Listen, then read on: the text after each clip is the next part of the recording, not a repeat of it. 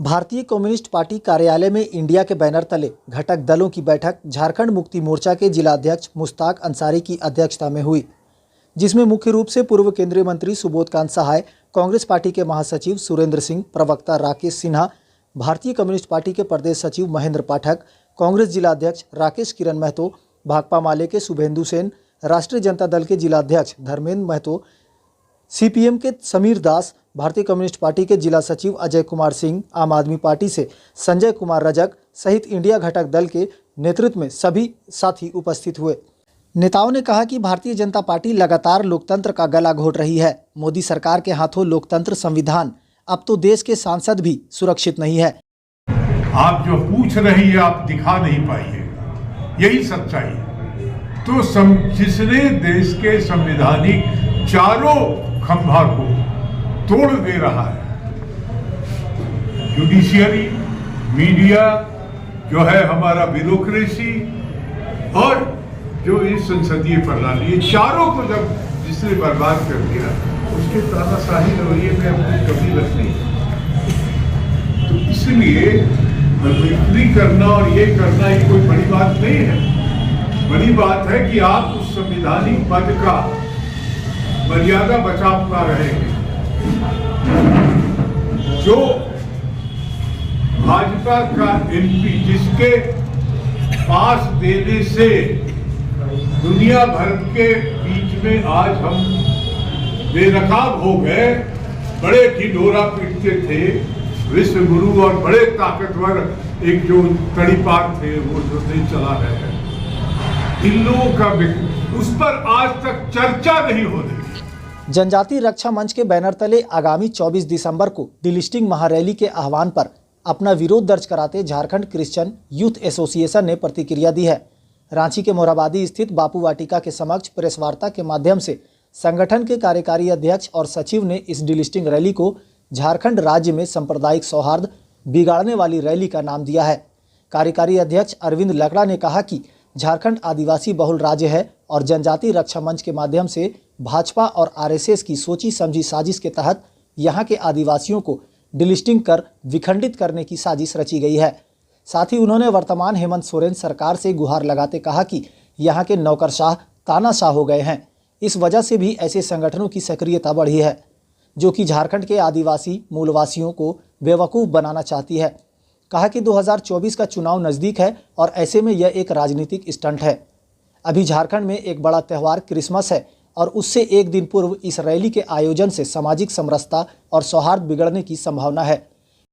देखिए, जिस तरह जनजातीय सुरक्षा मंच के लोग एक समुदाय, एक धर्म के लोगों को टारगेट करके, खासकर ईसाई समुदाय को टारगेट करके, जो आदिवासी ईसाई बन गए, मुसलमान बन गए, उनको टारगेट करके ये लोग कहते हैं कि उनको डिलिस्टिंग करना चाहिए, उन्हें आदिवासी सूची से बाहर करना चाहिए।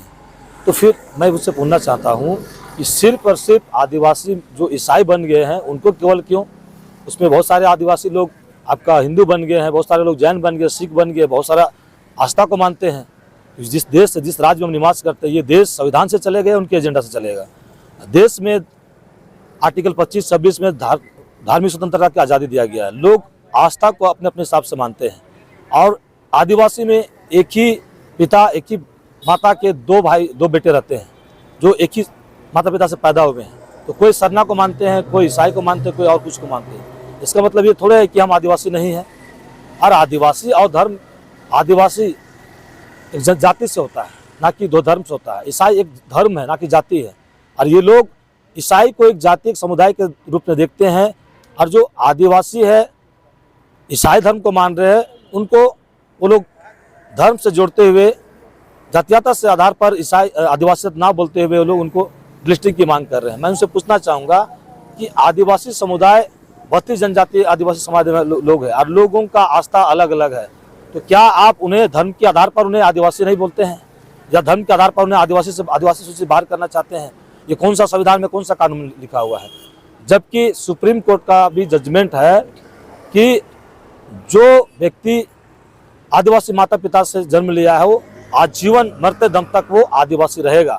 उसे कोई माय का लाल नहीं पैदा हुआ है कि उससे आदिवासी सूची बाहर कर सकते हैं। और ये जनजाति सुरक्षा मंच के लोग बहुत बड़े बड़े बात करते हैं जो आदिवासी हितैषी बनती है। मैं इससे पूछना चाहता हूँ कि राज्य और देश में इतनी बड़ी बड़ी घटना होती है आदिवासियों के साथ में, चाहे मणिपुर की घटना हो, छत्तीसगढ़ की घटना हो, MP की घटना हो, उनको ये घटना नहीं दिखाई देती। वे आदिवासी के हित में कभी बात नहीं करते हैं, उनकी सुरक्षा को, उनके जन मुद्दाओं की बात नहीं करते हैं। आदिवासियों को जो जन मुद्दा है, जो उनका संवैधानिक अधिकार है, जो धड़ल्ले से समाप्त होने के कगार में है, आज उन पर वो बात नहीं करते हैं।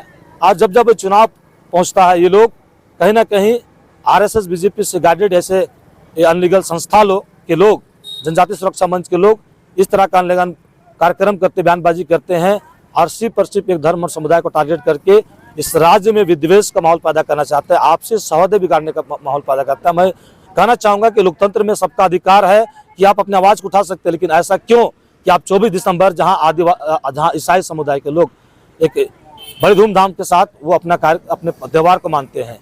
ईसाइयों का एक बहुत बड़ी त्यौहार है जिसमें आदिवासी या मूलवासी या हर एक लोग उस धर्म को बड़ी धूमधाम के साथ में मानते हैं। और ऐसे समय में आप धार्मिक एजेंडा को लाकर कहीं ना कहीं आदिवासी समुदाय में दरार पैदा करने और इस राज्य में खासकर आपसी सौहार्द बिगाड़ने का जो काम कर रहे हैं, मैं यहाँ की जिला प्रशासन और यहाँ की राज्य सरकार से मांग करता हूँ कि इनका कार्यक्रम का अविलंब रद्द किया जाए और इन पर रोक लगना चाहिए कि राज्य में शांति व्यवस्था बना रहना चाहिए। देश के प्रधानमंत्री नरेंद्र मोदी की प्रस्तावित विकसित भारत संकल्प यात्रा का पड़ाव जामताड़ा जिले के नारायणपुर में आयोजित हुआ। प्रखंड के टोपाटांड़ पंचायत में एक भव्य कार्यक्रम आयोजित कर देश के सभी भारतीयों के घरों तक उनके उज्जवल भविष्य के लिए यह यात्रा काफी महत्वपूर्ण मानी जा रही है। इस कार्यक्रम में विद्यालय के बच्चियों द्वारा स्वागत गान प्रस्तुत कर कार्यक्रम का शुभारंभ किया गया। मुख्य अतिथि के रूप में भारत सरकार के अवर सचिव संजय कुमार उपस्थित हुए। अवर सचिव ने इस यात्रा को महत्वपूर्ण बताते हुए कहा कि भारत में परिवर्तनकारी अभियान चल रहा है। विकसित भारत संकल्प यात्रा जो आशा का एक जीता जागता उदाहरण है। मैं कहना चाहूँगा कि जामताड़ा भी इस स्कीम का फ़ायदा उठाए। पूरे देश में ये प्रोग्राम चल रहा है और कोशिश यही है कि जितने भी लाभार्थी हैं वो ज़्यादा से ज़्यादा इस सारी जो हमारी भारत सरकार की स्कीम्स हैं उनका लाभ उठा सकें। और मैं ये चाहूँगा कि मीडिया के भाइयों से भी जो लोगों ने यहाँ पे अभी नहीं पार्टिसिपेट कर पाए, आज वो नहीं पहुँच पाए किसी वजह से, आप ये मैसेज बाकियों तक पहुँचाएँ, दूसरे गाँव वगैरह में भी पहुँचाएँ कि जो भी हमारी जहाँ पर भी ये प्रोग्राम हो रहा है वहाँ ज़्यादा से ज़्यादा नंबर में लोग बाग आएँ, ज़्यादा से ज़्यादा नंबर में लोग बाग अपना फॉर्म भरें ताकि उनको भी वो फ़ायदा वो स्कीम का पहुँच सके जो बाकी सबको मिले। इधर हजारीबाग अंजुमन इस्लाहुल मुस्लिमीन और मदरसा Husainiya Pelawal education welfare trust की जानिब से सैकड़ों जरूरतमंदों के बीच सर्द मौसम के पेश नज़र कंबल और शॉल का वितरण हुआ। मौके पर आसपास के जर्जर नालियों को दुरुस्त करने और नालियों पर स्लैब लगाने के लिए प्रशासन से अपील भी की गई ताकि लोगों को आने जाने में कोई अनहोनी हादसे से निजात मिल सके। तकसीमी प्रोग्राम में बतौर मुख्य अतिथि सदर जमीयतुल उलमा हजारीबाग मुफ्ती मोहम्मद यूनुस कासमी ने कहा कि सर्द मौसम परवाज पर है। ऐसे हालात में हम सब का फ़र्ज है कि अपने औकात के मुताबिक ज़रूरतमंदों को हर तरह से मदद कर इंसानी फ़र्ज अदा करें।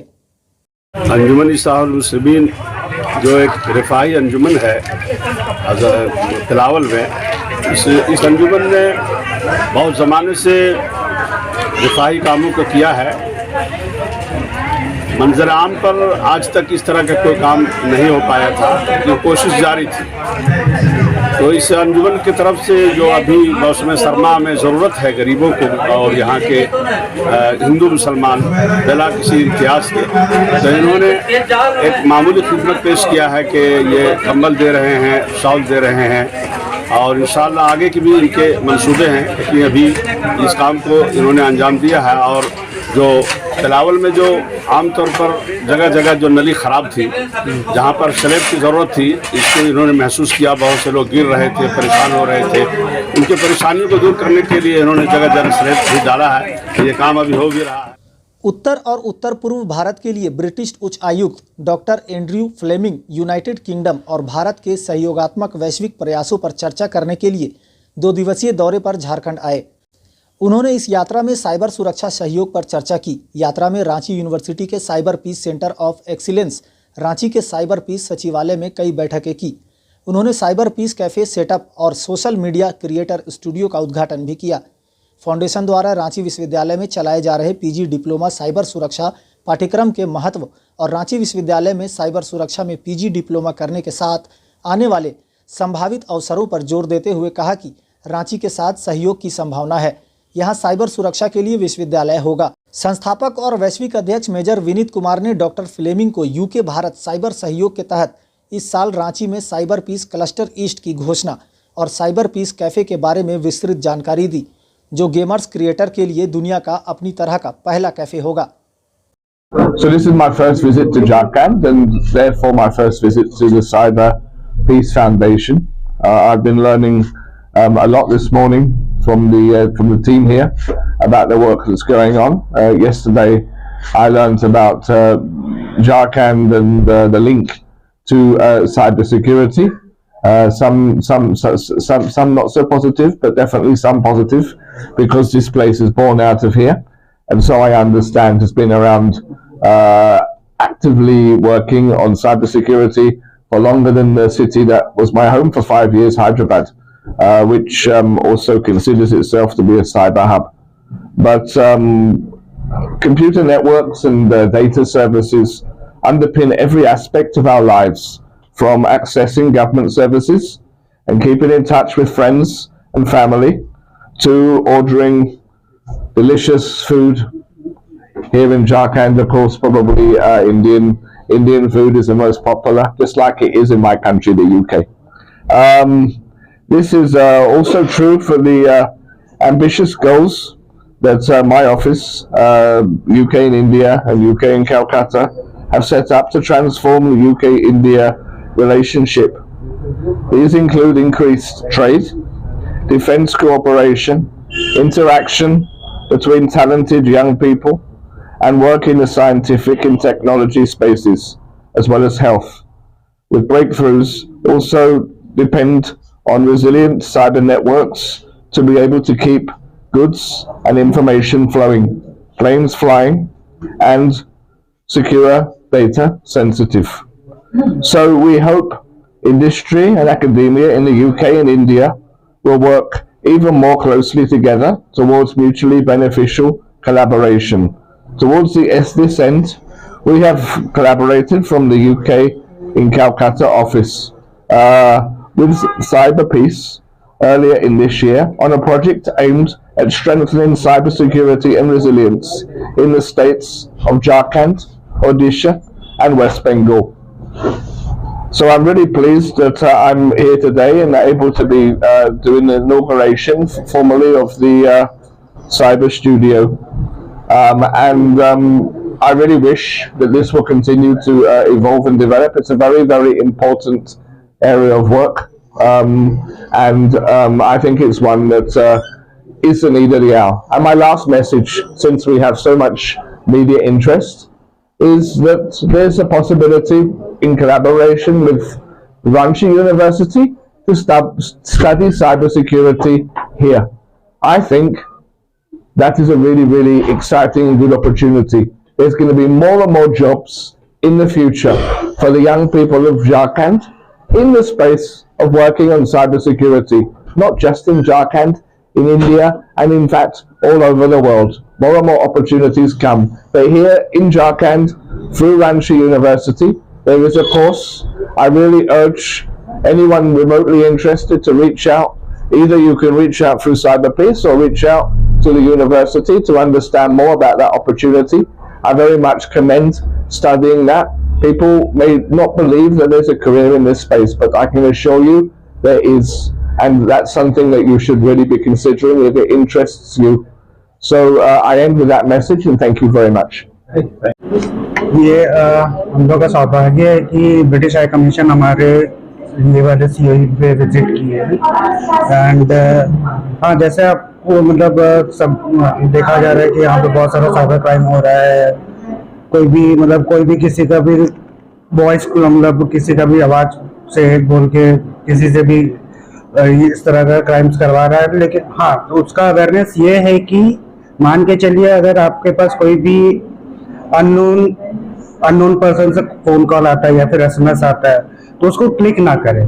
पहले उसको जांच कीजिए कि वो जो है वो सही में कोई नोन पर्सन से आ रहा है या फिर अगर कोई भी यूआरएल है तो उसको डायरेक्टली क्लिक ना कीजिए। एसएमएस कोई भी आता है, एसएमएस का एक हेडर होता है, एसएमएस हेडर को जानिए, पहचानिए, उसके बाद ही उस URL पे क्लिक कीजिए। इधर झारखंड के सिल्ली में मुंबई के सिंगर शिल्पा राव और नीरज सिंह के मधुर आवाज में जमकर सिल्ली के लोग थिरकते नजर आए। दरअसल सिल्ली में उत्साह, उमंग और उल्लास के बीच 3 दिवसीय गूंज महोत्सव रंगारंग कार्यक्रम संपन्न हुआ।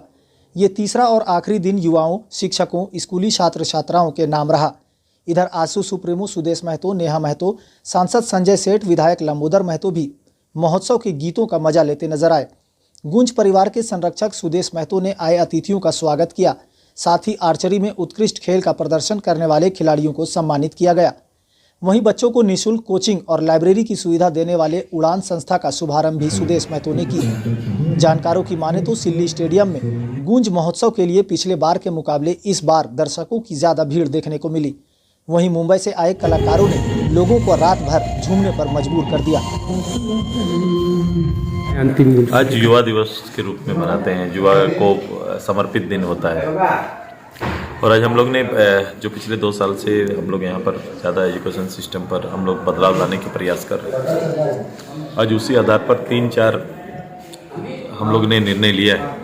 एक जो स्मार्ट क्लास हमारा शुरू हुआ था हाई स्कूल्स पे +2 पर, अब हम मिडिल स्कूल में आ रहे हैं। आज उसी संस्था के साथ जो IIT फैकल्टीज़ का हमारा कानपुर की है स्कूल लिंक के साथ आज फिर MOU हुआ है। 25 मिडिल स्कूल के लिए हम लोग ने आज MOU किया। मिडिल स्कूल में भी स्मार्ट क्लास हम लोग शुरू करेंगे।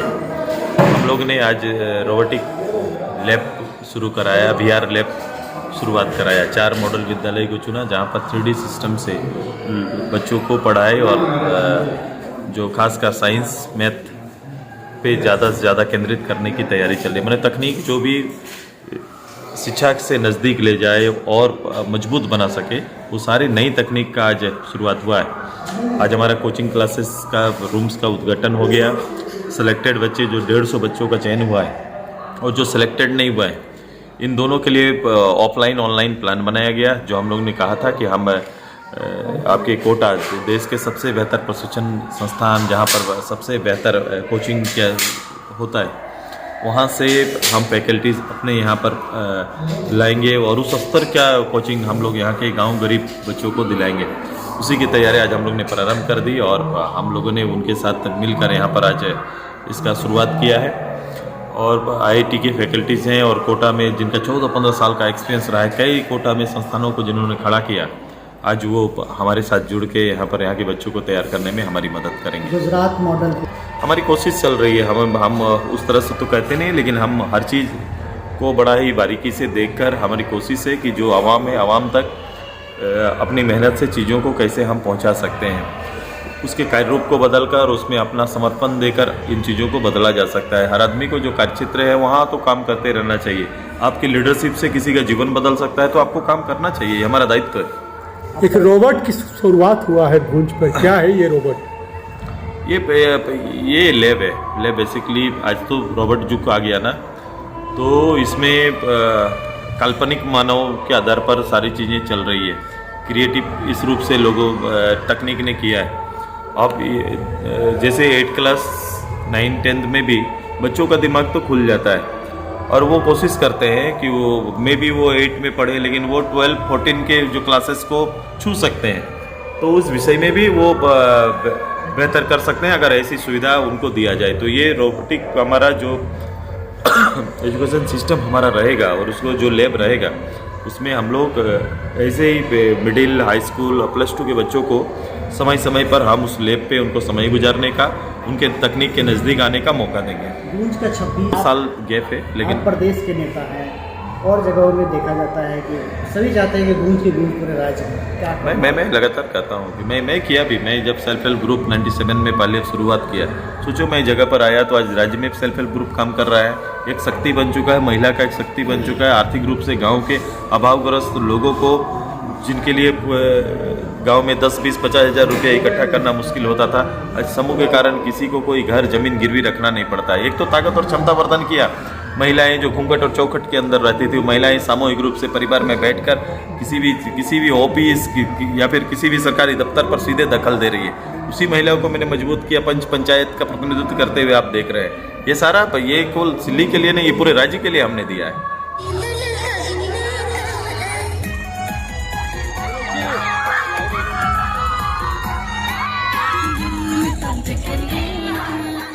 इसके साथ ही हजारीबाग संत जेवियर स्कूल में हर वर्ष की भांति इस वर्ष भी धूमधाम से सालाना स्पोर्ट्स डे मनाया गया, जिसमें प्रेप क्लास से 12वीं के छात्र छात्राओं ने बढ़ चढ़कर हिस्सा लिया और एक से बढ़कर एक कार्यक्रम प्रस्तुत किए। इस एनुअल स्पोर्ट्स डे प्रोग्राम में प्रथम स्थान गोजांगा हाउस को दिया गया, दूसरे स्थान पर ब्रिट्टो हाउस, तीसरे स्थान पर लोयोला हाउस और चौथे स्थान पर जेवियर हाउस को ट्रॉफी और मेडल देकर पुरस्कृत किया गया। इस मौके पर मुख्य रूप से अतिथि Pramod Kumar Thakur, director general of police retired उपस्थित हुए। उन्होंने सभी छात्र छात्राओं के उज्जवल भविष्य की कामना की। Including those who are celebrating their 25th year anniversary and the Golden Jubilee anniversary, that is my badge. You see, I can only say that Hoxa has grown over the years. I had attended a Hoxa reunion in 1985, soon after joining as SP Hazaribagh. When I learned that a reunion was taking place, I came here. Things were not very organized at that time, and there were former students of various batches. Some faculty members of St. Xavier's School, Bokaro had also come, and the Hoxa office bearers were, well, not as conspicuous as you find them today. The annual sports day of St. Xavier's Hazaribagh has been an annual event ever since, I think, the inception of this school. In our times, this school was a boys' school only, and the buildings behind me and on the right of me, they were hostels. In the middle section, and the class captain. Jamtara की बात करें तो Jamtara cyber police ने गुप्त सूचना के आधार पर जिले के कर्माटांड़ थाना अंतर्गत काला झरिया और सुग पहाड़ी गांव में छापेमारी कर 5 साइबर अपराधियों को गिरफ्तार करने में सफलता हासिल की है। गिरफ्तार अपराधियों में अजीत मंडल, पंकज कुमार मंडल, विशाल कुमार मंडल, राकेश कुमार दास और उत्तम कुमार दास के नाम शामिल है। साइबर डीएसपी मजरुल हुदा ने बताया कि गिरफ्तार साइबर अपराधियों के पास से 14 mobile set, 17 SIM card, 2 ATM, 1 pan card और 25,000 रुपये नकद बरामद किए गए हैं।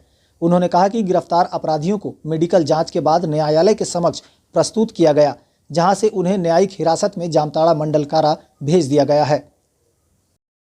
एसपी जामताड़ा साहब को मिली गुप्त सूचना के आधार पर ट्रेनिंग डीएसपी चंद्रशेखर, थाना प्रभारी साइबर थाना जामताड़ा मनोज कुमार, इंस्पेक्टर पंजिकार, इंस्पेक्टर नागेश्वर साहब और अन्य पुलिसकर्मियों को मिलाकर जो है एक टीम का गठन किया गया था और उस टीम के द्वारा कर्माटांड़ थाना अंतर्गत जो है काला झरिया सुगा पहाड़ी में एक रेड किया गया। रेड में जो है 5 साइबर अपराधी गिरफ्तार किए गए हैं, जिनमें अजीत मंडल, विशाल मंडल, राकेश मंडल, उत्तम मंडल, दर्शन दास और एक राकेश दास हैं। ये कर्माटांड़ के डिफरेंट गांव के रहने वाले हैं। इनके पास से जो बरामदगी हुई है, इनमें 14 मोबाइल, 17 सिम और 2 एटीएम कार्ड और नगद 25,000 रुपये। इनके विरुद्ध जो है 73/23 कांड दर्ज किया गया साइबर थाना में और इनको जेल भेजा जा रहा है। इनका बेसिक जो मॉडस ऑपरेंडी था वो डिफरेंट था। किसी को बिजली बिल जमा नहीं करने के नाम पे, किसी को केवाईसी अपडेट करने के नाम पे और डिफरेंट जो है कुरियर सर्विस, ब्लू डार्ट वगैरह का जो है कस्टमर केयर करने के नाम पे इन लोग ठगी किया करते थे। इनका जो पूर्व का जो अपराध का इतिहास है, जो इनके द्वारा पूछताछ के क्रम में बताया गया है कि पंकज मंडल जो है 2020 में रांची से जो जेल गया है और अजीत मंडल जो 2016 में कर्माटांड़ थाना से जेल गया है। अब बाकी हम लोग छानबीन कर रहे हैं कि और उसमें क्या कहाँ हम लोगों ने अपराध किया। ऐसे ही अपने आसपास से ताज़ा तरीन खबरों के लिए देखते रहें QMS न्यूज़।